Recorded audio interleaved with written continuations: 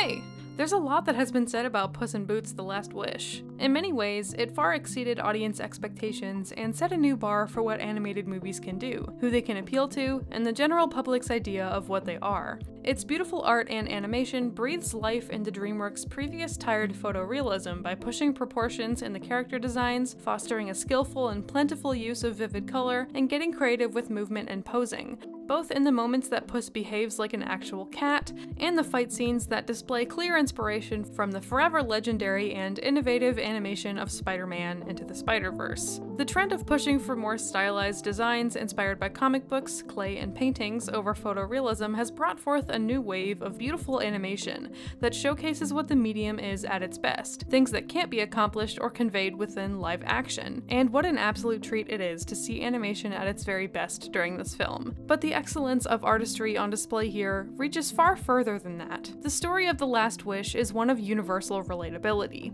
Death comes for all of us. Some people face it before their time, some outrun it for as long as they can, but it is an inevitability for every human on the planet. Creating a villain in death was an incredible move by the writers of this film. Most adults are not scared of a regular villain. While some of Disney's best villains like Dr. Facilier, Scar, or Mother Gothel may instill fear into the hearts of children watching their films, the adults see things from a more wizened perspective, a stronger knowledge of the gray areas in life, and the stakes are in return more trivial. However, death for many of us as adults is a constant. Something we are keenly aware of every time we travel, commute, or say goodbye to a friend or family member. The driving force behind "text me when you get home," and "I hope you know how much I love you," something we see all around us as we grow up. Once you experience your first run-in with death and grief, you start to see it everywhere. It feels like it comes in waves, more frequent and unfair with time, and the inevitability of your own demise dangles in your face, for some instilling fear, and for others bolstering a desire to live every day to the fullest and give love everywhere you can. I think Puss in Boots: The Last Wish understands this better than any movie released in recent memory.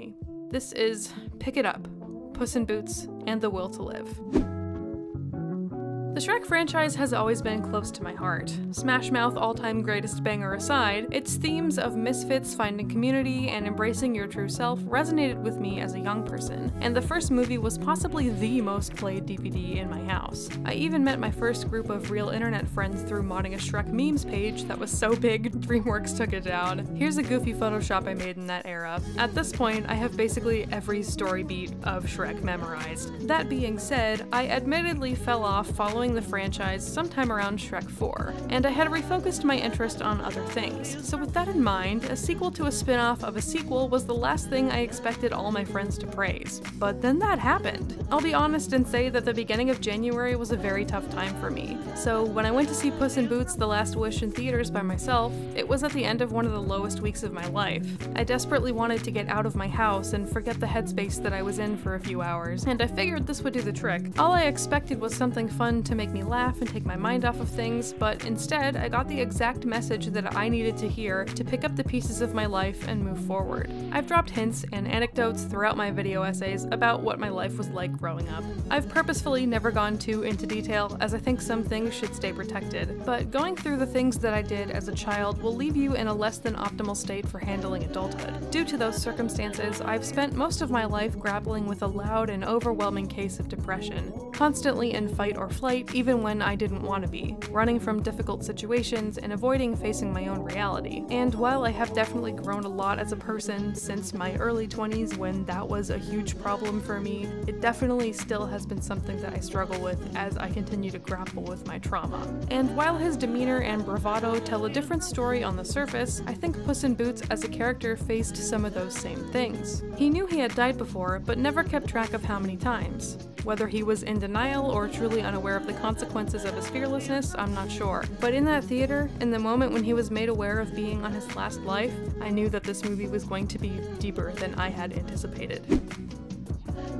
Puss lives his life up until the events of the movie as if he is immortal. 9 lives is so many. Why should he have to worry? And why would we worry about him? That is the sentiment expressed as the story begins. Puss is fearless, a show-off and a performer loved by the people everywhere he goes. The first scenes of the movie illustrate the boisterous, vigilante cat in a comedic presentation, requesting his theme song played in double time as he battles the owner of the mansion he's taken over and the sleeping giant of the town in a gorgeous, epic sequence that really kicks this thing off with a bang. And this setup is the perfect precedent for a bait and switch that I don't think anyone saw coming. This bell drop and the resulting news drop that Puss is on his last life puts the audience and the titular character in an unprecedented situation. The stakes are incredibly high. Any new challenge or battle that comes Puss's way could be his last. So to hear him say, Puss in Boots laughs in the face of death as he meets this hulking bounty hunter many times his size, and to then see him shed a single drop of blood as a result of their fight is such a terrifying spike of adrenaline. And when Puss's hair raised all over his body, mine did too. The wolf is one of the most terrifying villains ever written for the screen. His double sickle wielding, his overbearing stance, his oversized grin and red eyes, his eerie death whistle, it's an incredible character design even before the grand reveal of his true role. Puss's monotonous and isolating temporary retirement at Mama Luna's home drives him to a depressive, listless apathy. What good is having this one last life if his lust for life and adventure, the things that make him who he is, are ripped away from him? The promise of the last wish, a way out of his predicament, pulls him out of this hole and sends him on the most important quest he's ever had, a quest to save his own life. Now, we don't need to talk through the story beat for beat, as I don't usually find much value in that, and I think this movie is definitely worth watching on your own. But I will say that the highlights for me are the beautiful designs of the dark forest, the therapy dog scene, and the healing that happens between Puss and Kitty Softpaws as the story progresses. They're such an adorable pair with a bittersweet history, and to watch them slowly begin to trust each other again was very touching. This scene in the Cave of Lost Souls was especially gorgeous. I dare to say seeing them reconnect gave me some perspective on relationships in my own life. Didn't expect that from the cat movie. I loved basically every scene I saw, from the cats realizing their empathy for Perrito, to the 8 past versions of Puss in the Cave of Lost Souls, to the Goldilocks family resolution. But the moment that really pushed things over the edge for me, and made me want to make this video, was the fight scene in the giant wishing star, and I think a lot of people may have felt the same. Puss has been running from the concept of death the entire movie due to the bounty hunter's chase. His entire quest for the last wish is him chasing an easy fix for his predicament of being on his last life. His fleeing from death only becomes more intense at the reveal of the bounty hunter's true nature. And my god, the expressions in this scene are masterful and heart-wrenching. When Puss and the audience learn the wolf's true motivation, to exact revenge on Puss for taking his first 8 lives for granted, for laughing in the face of death metaphorically and literally, the stakes are thrilling and horrifying. By this point in the movie, the tears were flowing for me, and they had been throughout, at the absolute marvel of animation that I was seeing, at the optimism for what the future of animation could be, but I felt that stress and fear that Puss felt to my core, and I felt my own mixed pool of emotions at how little value I placed on my own life at that point in time. How often throughout my 20-something years of existence that I'd wish to hear that whistle rather than fighting for my own life. When Puss abandons Kitty and Perrito due to his fear of death, running towards the star without them, it's not because he suddenly doesn't trust them at his core, but because being in a state of fight or flight makes you completely irrational. Anything you feel for the people in your life can be overridden in that state. You're barely in control of your actions. Puss's fear and desperation to escape the situation overcomes all of his love for Kitty and Perrito, and his fear and panic about the situation makes it very difficult for him to open up to Kitty and tell her what's going on with him. This is a reoccurring experience for people who are traumatized, and I'm so impressed and enamored at the nuance with which the entire topic of Puss's anxiety, fear, trauma, and panic was handled, even in small moments like this. And now, the scene in the wishing star.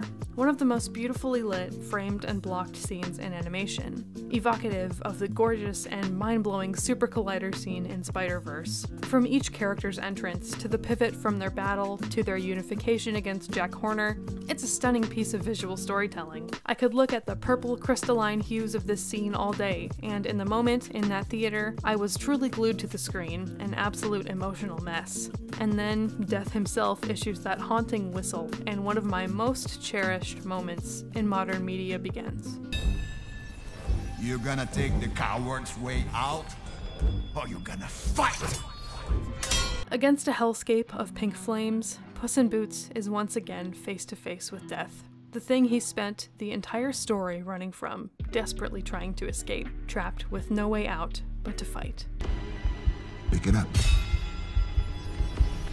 Go on, pick it up! Do you want to know why I called this video Pick It Up? It's this scene, and everything that the phrase represents. When Puss answers the call and picks up his sword, he makes the decision to fight. He realizes the beautiful life right in front of him, the thing he's been running from all this time. All the people he's loved, and the connections he's made, and the things grounding him to this last, 9th life worth living and fighting for. And in that moment, sitting alone in that empty theater, quietly sobbing at this movie that I had thought was made for children, I decided I was going to pick it up. I decided I was going to stop running away, being angry at my past circumstances, and wishing for a way out. I knew that this movie, and the decision I made to go see it that day, was serendipitous, that someone out there knew that people all over the world needed to see a symbol of strength and resolve that they could relate to when they felt all was lost. That I desperately needed to see someone on their last leg stand up and fight for their beautiful life, and that I should too. Didn't expect that from the cat movie. In that moment, when Puss opens his eyes, tears falling down his face, after envisioning all of his reasons to live, and picks up his sword, Puss in Boots: The Last Wish touched my soul and became one of my favorite movies to ever grace the screen. And though it doesn't hit quite the same on rewatch a month later, now that I'm not hearing that wolf's whistle in my quiet moments, I'll always be grateful for what this movie did for me that day. Because I think it might have saved me. I really do. The fight scene is truly stunning stuff. My favorite moment is the gatito blade stopping Death's sickle, a symbol of Kitty and Puss's love for each other and his relationships with his loved ones, sustaining him in this moment of need. Pick it up. I can never defeat you, Lobo, but I will never stop fighting for this life. The face-off when Death realizes Puss is no longer taking his life for granted is incredibly intense and moving. And the rest of the movie is a beautiful, satisfying, wonderful conclusion to such a good film.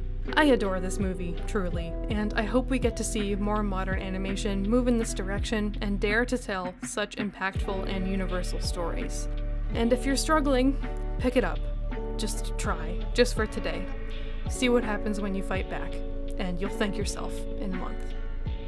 In a year of so much pain in the animation industry from its workers and for its fans, seeing show after beloved show get axed, to see Puss in Boots: The Last Wish release at the end of 2022 and be exemplary of the very best the medium can offer, and perform so well critically and in the box office, is a breath of fresh air and a collective sigh of relief.